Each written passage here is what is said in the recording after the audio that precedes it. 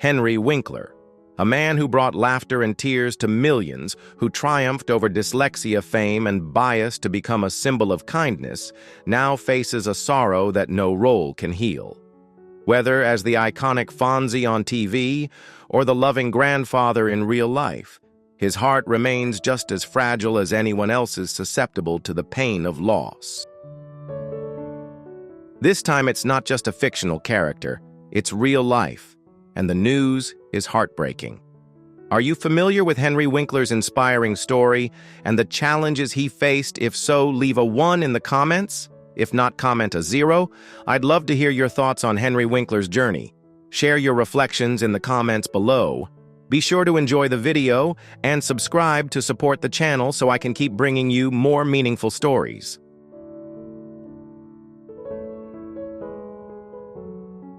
Henry Winkler's parents escaped Nazi Germany, but they couldn't escape labeling their son a dumb dog.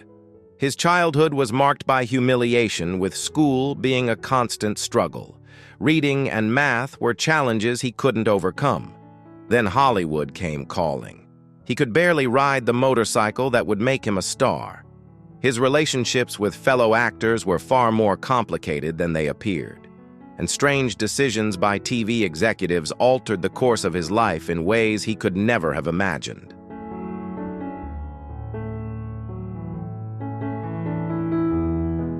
The real story behind Henry Winkler's life will shatter the hearts of many. Born on October 30th, 1945 in Manhattan, Henry's parents fled Nazi Germany in 1939, leaving everything they knew behind. Tragically, his uncle didn't survive. He was detained and killed during the Holocaust. The weight of that loss lingered with the family for the rest of their lives, never fully escaping their hearts.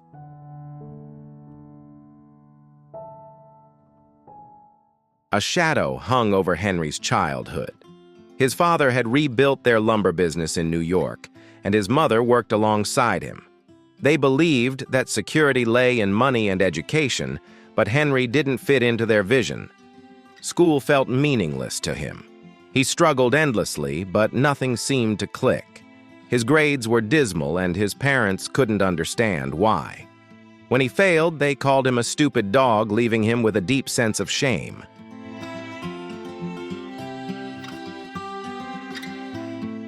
They took away his TV, barred him from going outside, and punished him repeatedly.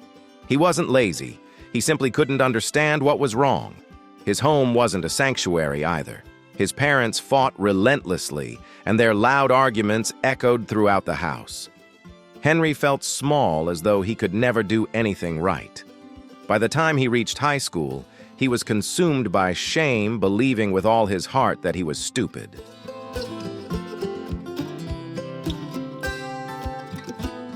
No one knew Henry was dyslexic.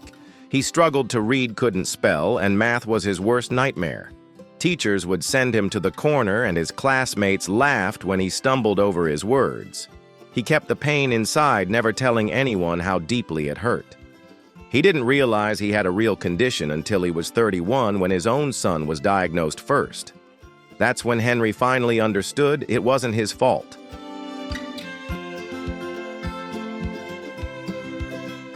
Then he said, "I'm not stupid. I have something to do with that name." That moment marked a turning point.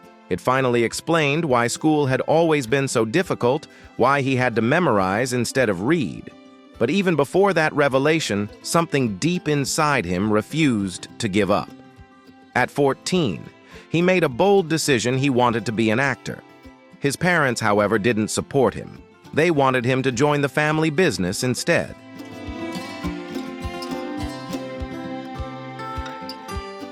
But acting was different. When he stepped on stage, the shyness melted away. For the first time, he didn't feel out of place. In 8th grade, he played Billy Budd in a school play, and the applause he received was a revelation. It was the first time he didn't feel broken. That moment stayed with him, fueling his passion. He kept chasing that feeling, memorizing scripts more effectively, and finding clever ways to hide his reading challenges.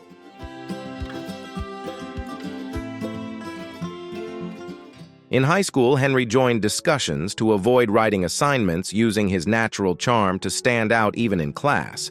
His charisma became his shield. After graduation, he didn't slow down. He applied to 28 colleges and was accepted to only 2. One of them was Emerson College in Boston. He chose Emerson and studied theater, but just in case, he also pursued a course in child psychology.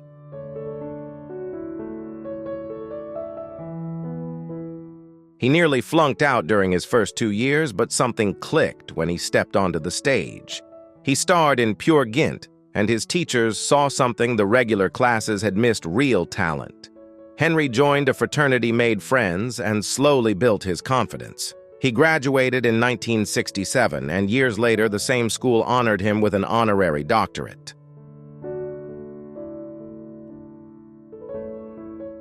That same year, he set his sights on something bigger: Yale School of Drama. It was a long shot, and the audition was tough. He had to perform Shakespeare, but when his turn came, his mind went blank and he forgot all his lines. Then, in a moment of boldness, he improvised, making it up as he went along. Somehow it worked. The judges saw his raw talent and accepted him. It was the break he had been waiting for.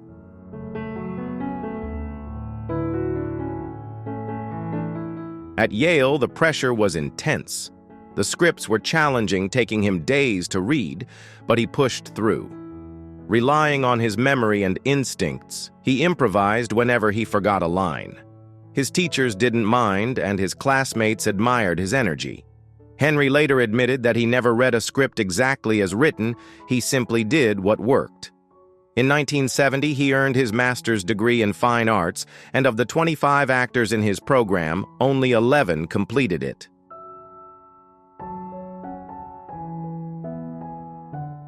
He was one of the fortunate 3 chosen for the Yale Repertory Theater that same year. Earning $170 a week, he dove into intense and demanding performances: Shakespeare, Brecht, modern plays, and experimental works. He played it all and worked tirelessly. It was the perfect training ground for his craft. Even then, his dyslexia remained hidden.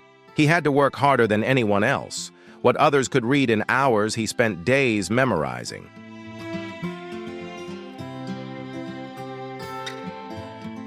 When scripts didn't work, Henry made things up on the spot. He was so skilled at improvising that no one ever noticed. Later, when he performed in Neil Simon plays, he requested scripts months in advance to help him cope. In the fall of 1971, Henry Winkler thought his big break had finally arrived. After completing a steady run at the Yale Repertory Theater, earning $173 a week, he was cast in Moon Children at the prestigious Arena Theater in Washington, D.C.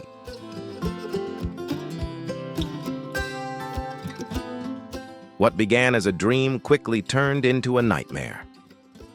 After just 3 weeks of rehearsals, director Alan Schneider fired Henry.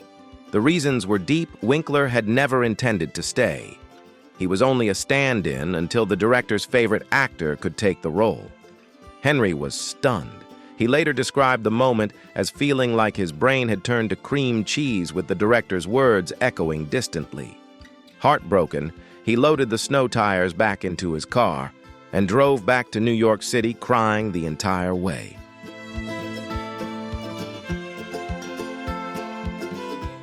The lonely ride home wasn't just about losing a job, it was about losing faith. Henry kept wondering if maybe he wasn't good enough, if he'd never act again. But he wasn't ready to give up. Once back in New York, he devised a plan. If serious theater work wasn't enough to pay the bills, perhaps commercials could help. Between 1971 and 1973, he landed around 30 commercials. It wasn't glamorous, but it provided him with what every actor needed: a steady income.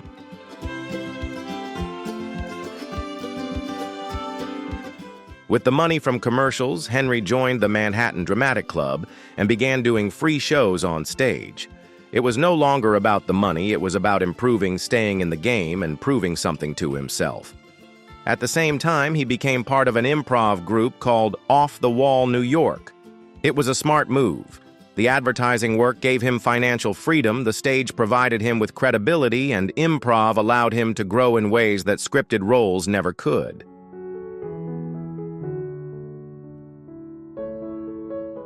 Together, these experiences helped him grow in every direction. Then he got his big break on Broadway. On March 11, 1973, Henry Winkler stepped onto the Broadway stage in a play called 42 Seconds from Broadway. For most actors, that moment would be unforgettable. But for Henry, it was unforgettable for all the wrong reasons.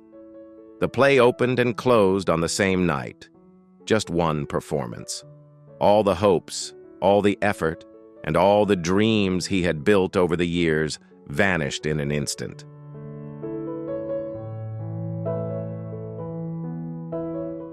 Gone in less than 24 hours.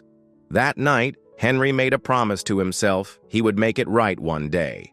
He refused to let one night of failure define his story. That same year, he began his journey into film, landing a role in The Lords of Flatbush, a real-life story about Brooklyn players set in the 1950s.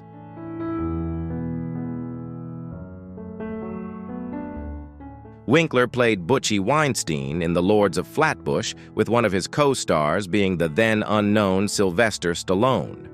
The low-budget film provided him with valuable screen time and experience. Around the same time, he also landed a role in Crazy Joe, playing a character named Manny. While these weren't Hollywood blockbusters, they were crucial steps in his career, offering him a new direction.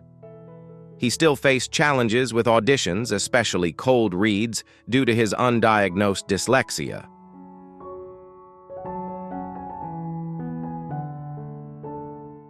But he learned to adapt.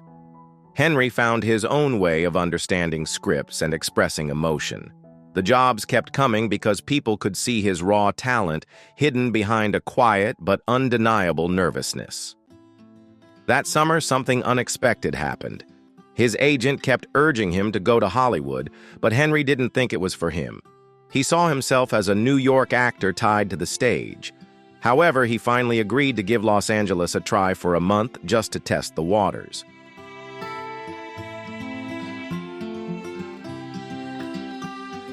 He used his advertising money to fund the trip and brought his friend Perry King along for support. They arrived in Los Angeles on September 18, 1973. Within just 5 days, everything changed. Winkler landed a guest role on The Mary Tyler Moore Show. It was a small part, but it aired on one of the most popular shows in the country. That moment became a turning point, opening doors. Auditions followed, interest grew, and suddenly Hollywood didn't seem so far away anymore.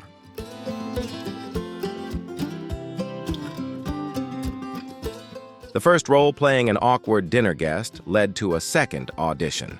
That second audition was for Happy Days. The role had only 6 lines, and Henry didn't fit the creator's vision. They wanted a tall, blonde, handsome guy, while Henry was 5'6", dark-haired, and far from their ideal. Still, he was called back for another audition. On October 30th, his birthday, he walked into the room, slipped on a leather jacket, changed his voice, read his lines, then tossed the script in the air and walked out without saying another word.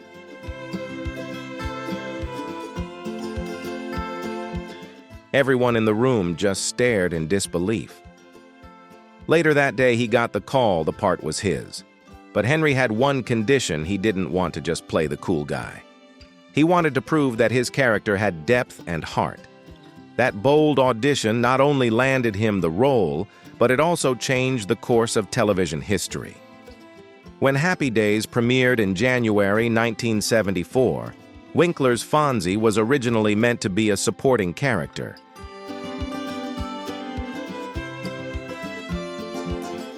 In the very first episode, the script called for Fonzie to stand in front of a mirror and comb his hair like any other 1950s car guy.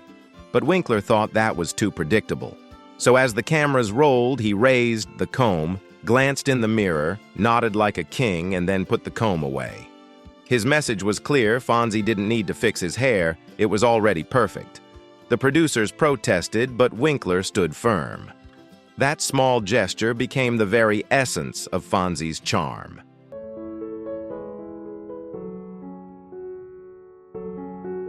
Quiet, confident, and effortlessly cool, that moment instinctively transformed the character from a supporting role into a star. However, that iconic cool image was almost never fully realized due to one major obstacle: his jacket. The network feared that dressing Fonzie in leather would make him appear like a criminal. So for the entire first season, they insisted Winkler wear canvas jackets, including a bright green one that looked completely out of place.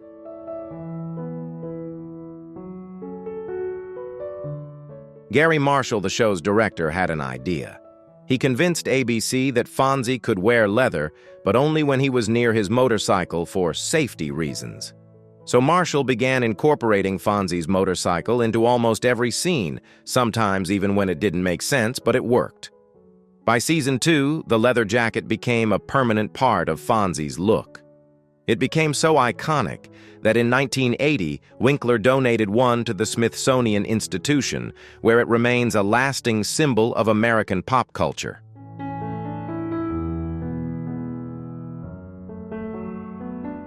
But the bike came with a secret. Henry Winkler couldn't ride it, not even a little.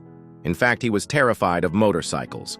He only managed to ride it uphill once for a mere 17 seconds, and that was the extent of his riding experience.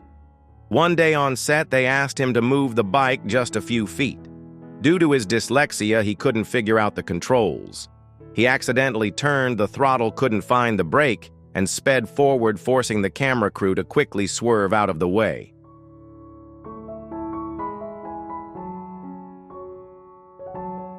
He and the bike slid under a truck.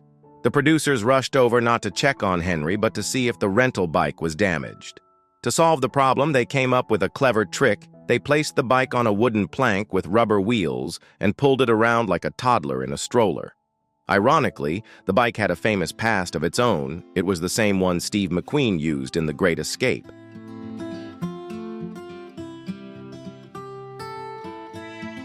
When Happy Days began in January 1974, Fonzie was never considered a star.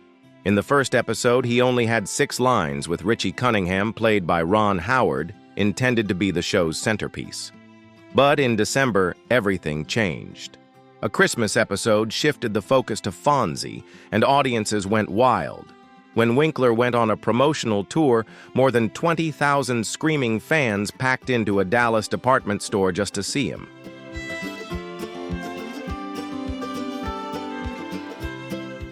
If you find Henry Winkler's story inspiring and touching, make sure to give this video a like, share it with your friends and family, so more people can learn about his meaningful journey. Every share helps spread the message of resilience, compassion, and understanding. Thank you so much for joining us.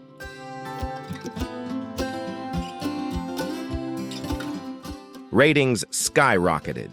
ABC noticed the surge and began reshaping the show around Fonzie. They even considered renaming it Fonz Happy Days. By season 3, he had become the lead. For Christmas, the network gave all the cast matching wallets, but Winkler received a video camera worth thousands of dollars. Ron Howard later admitted that he felt sidelined on his own show, but Fonzie's popularity kept growing, and the character continued to dominate.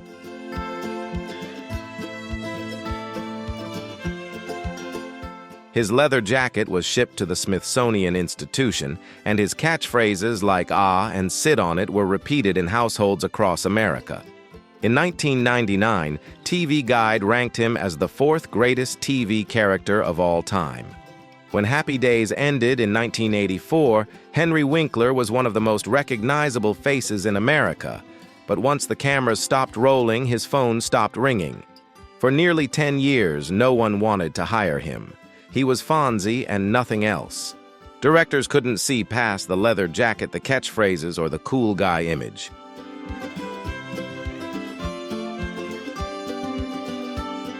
Henry says it caused him debilitating emotional pain. Despite having a loving family and a roof over his head, he felt lost. He turned down the lead role in Greek, a decision he made to avoid being typecast. But it didn't matter. In every audition room, all they saw was Fonzie, and that broke him. But Henry didn't give up. Instead, he chose to change.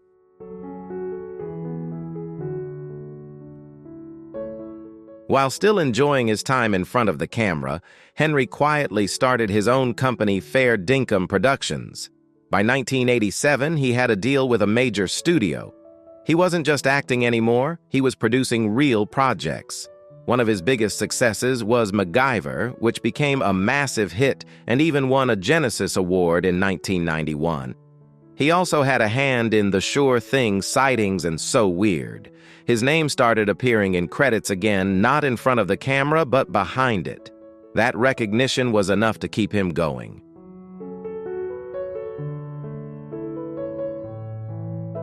Then Henry took another step forward by becoming a director. In 1988, he directed Memories of Me, an emotional film starring Billy Crystal. 5 years later, he directed Cop and a Half, featuring Burt Reynolds. It wasn't a blockbuster, but it was produced by Ron Howard's company. Yes, Ron Howard, his old friend from Happy Days. Henry was slowly proving himself again this time without Fonzie. Meanwhile, something unexpected happened.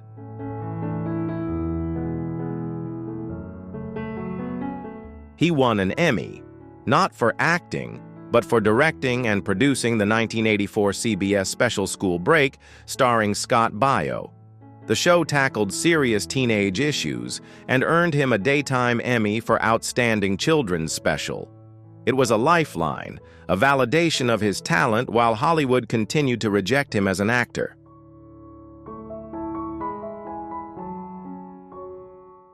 The industry quietly began to recognize his talent behind the scenes.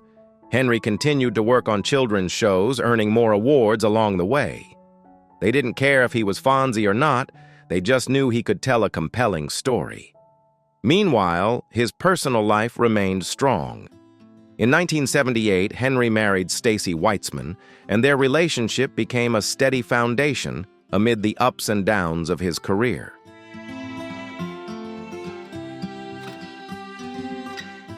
Stacy had a young son, Jed, who fell in love with Fonzie long before Henry entered their lives. Together they had 2 more children, Zoe born in 1980 and Max born in 1983.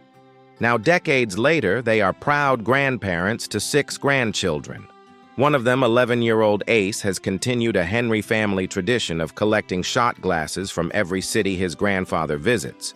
Henry loves taking them all to shows and dinners, cherishing these moments with his growing family.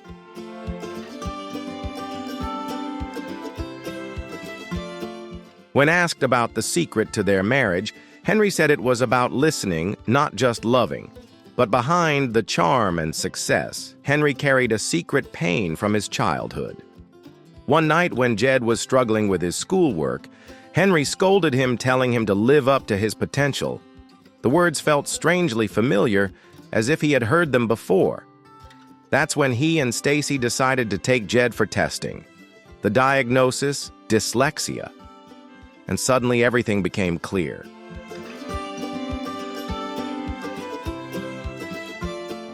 At 31, Henry realized he had dyslexia too. All those years of struggling in school, the yelling, the shame, and the self-doubt, it wasn't laziness. It had a name. He felt a deep anger. All that suffering I'd gone through was for nothing, he said. While playing the coolest guy on TV, he was quietly failing at script readings, missing lines, fumbling through scripts, and feeling like a fraud. His parents, who had escaped Nazi Germany, had expected nothing less than perfection from him.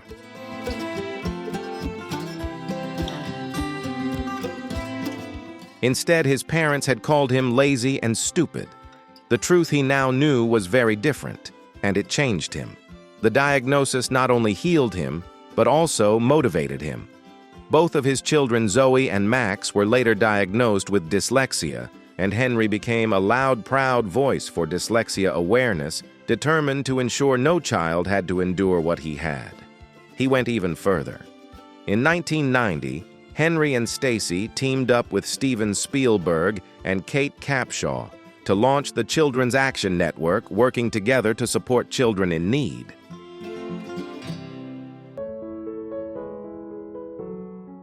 Their mission was to help children get vaccinated and find adoptive families.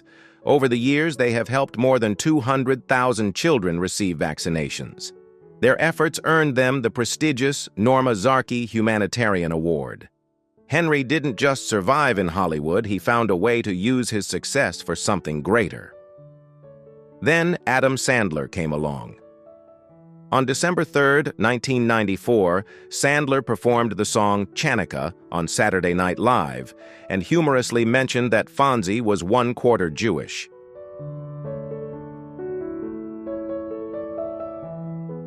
That little joke changed everything. Henry called Sandler to thank him, and that call blossomed into a lasting friendship. Over time, that friendship became a lifeline. 4 years later, it would save his career. In 1998, while Sandler was filming The Waterboy Disaster struck, his actor Coach Klein dropped out at the last minute. At 11:30 p.m., Sandler called Winkler in a panic. "Henry, I need you to do me a favor," he said. Winkler didn't hesitate. He shaved, drove to the set, and sat in makeup until 3:30 a.m. to step into the role.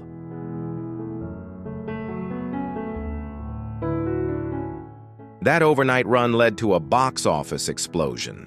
The Waterboy made $190 million worldwide on a $20 million budget. That's insane. Winkler later joked that while Sandler gave Maseratis to his adult co-stars, all he got in return was a cookie. But the real gift was something far more valuable: he came back. That role led to many more opportunities with Sandler, including appearances in Little Nicky Click You Don't Mess with the Zohan and Sandy Wexler. But it wasn't all comedy.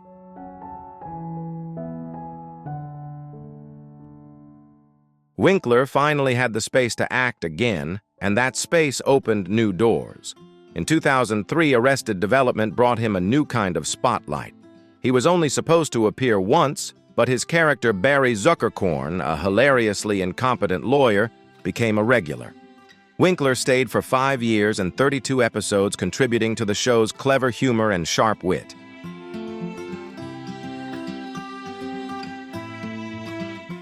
In one memorable scene, Barry jumps over a shark on a pier, a direct reference to the infamous Fonzie moment that coined the term jumping the shark. Later, they brought in Scott Baio to replace Barry, just like on Happy Days. Baio even quipped, "This isn't the first time I've replaced Barry." Fans loved the playful nod. While Winkler leaned toward comedy, he also reminded the world of his dramatic chops. From 1999 to 2000, he played Dr. Henry Olsen on The Practice, taking on a role that was emotionally serious and showcasing his versatility.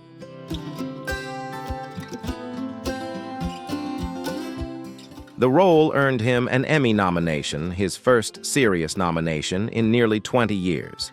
It came at a time when he was still trying to escape Fonzie's shadow, and it worked. But Winkler didn't stop there. On Parks and Recreation, he played Dr. Lou Saperstein, a carefree father who indulges the chaos of two of the show's wildest characters. Jean Ralphio and Mona Lisa are unpredictable, and Dr. Saperstein encourages it all, adding a fun layer to his already diverse career.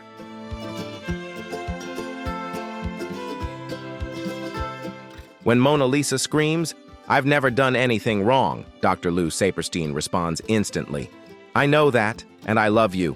His parenting style is a disaster, but it makes for perfect comedy. He even tries to sabotage Tom Haverford's business after his kids tell him a fake story. And in the epilogue, he helps them fake their own deaths to open a casino in Tajikistan. It's the kind of absurd support that only Winkler could make both believable and hilarious.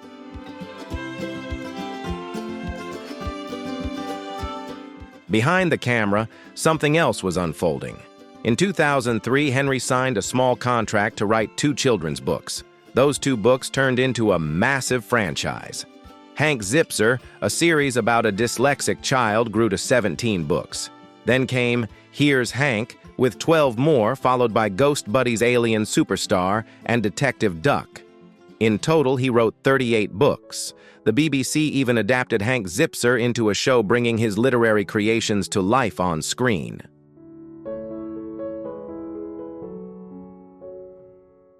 Winkler plays Mr. Rock, a teacher inspired by someone who helped him as a child. The Hank Zipser Christmas special aired in 2016, and in 2022, HBO Max began streaming the entire show. His story has reached children around the world, many of whom, like Winkler, have struggled with dyslexia. Then came Barry. In 2016, Bill Hader approached HBO asking if they could audition Henry Winkler. When Winkler heard about the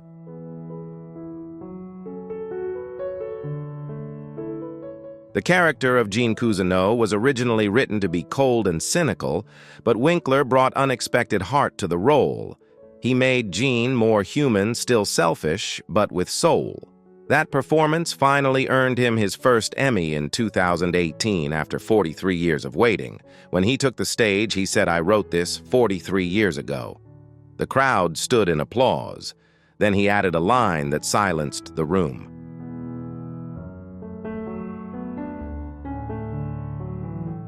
"If you sit at the table long enough, the chips will come to you. And tonight I had to clear the table." He only had 19 seconds to speak, but he made every second count. The pandemic delayed Barry's third season, with production halting in March 2020. It took 2 years to resume filming. By the time production picked back up in 2022, Winkler was in his mid-70s, working under strict COVID protocols.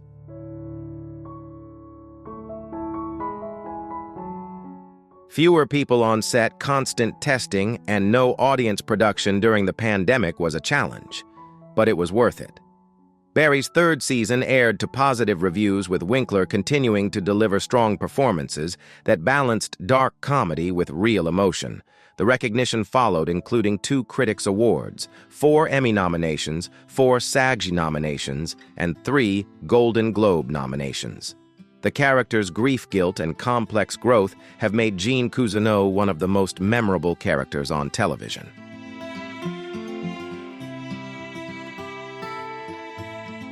In September 2011, something truly special happened to Henry Winkler. Queen Elizabeth II honored him with an OBE, an honorary officer of the Order of the British Empire. That's a distinction not many Americans receive. But Winkler didn't get the award for his fame or acting career. He received it for his work helping children in the UK who struggle with dyslexia and learning differences. This wasn't just a one-time visit, it was a recognition of his long-standing commitment to making a difference.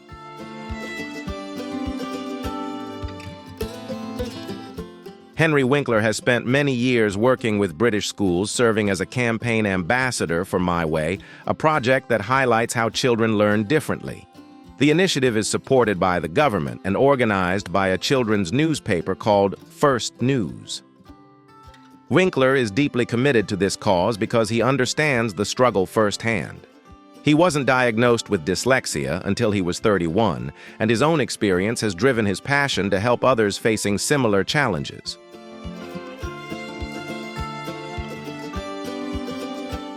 So when he spoke to children at schools like Howard Primary School in Cudden, or during his visits to Belfast, Henry Winkler wasn't just another celebrity. He was someone who had been through it himself. The children listened because they saw someone like themselves. His message was simple: you are not being hurt, you just learn differently. Spoken from personal experience, his words left a lasting impact. The OBE was not just about fame, it was about the lives he touched and changed through his dedication to helping others.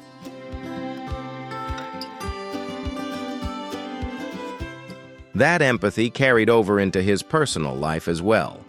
Henry Winkler grew up feeling misunderstood, with his dyslexia going unnoticed for years, affecting the way his parents treated him.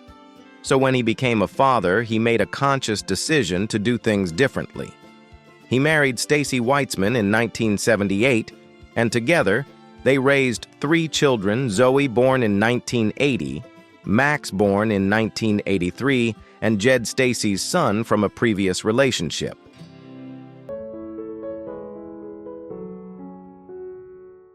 Winkler once said, "I like the idea of being able to listen and not copy my parents." That philosophy is reflected in how he treats his grandchildren. He has 6 grandchildren now: India Ace, Lulu, Jules, Gus, and Francis Joan, with a 7th on the way. When little Ace wants to go to McDonald's, Winkler doesn't just take him. He first calls Ace's mother, Zoe, to make sure she's okay. He still respects her role as a parent. There's one story about Max that Winkler still remembers fondly.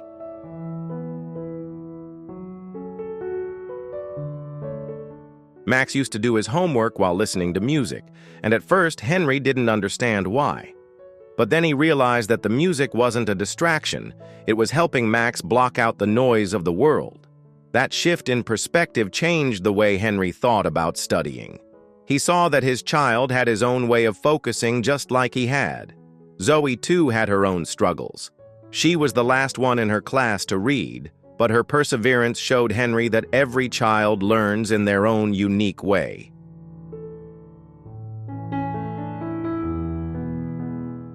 Today, Zoe is a preschool teacher in Santa Monica, having turned her past struggles into something powerful.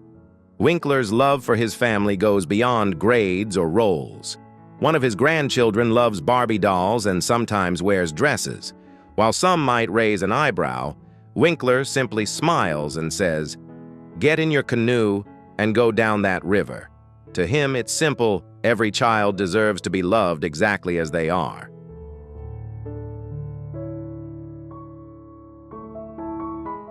Although this sad news leaves a void in Henry Winkler's heart that is difficult to fill, he remains an example of strength, compassion, and resilience. His contributions to art, children, and the community are invaluable and continue to inspire others. In his pain, he is not alone. Millions of fans around the world continue to follow, share, and send him their deepest sympathy, offering support and love during this difficult time.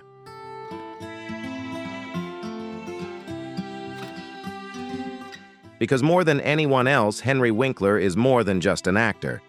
He is a symbol of kindness, and kindness never dies. If the story of Henry Winkler has touched your heart, please like and leave a comment to share your feelings. Don't forget to share this video to spread the message of perseverance, kindness, and the importance of understanding each other.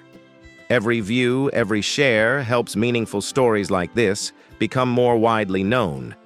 Thank you for your companionship and support.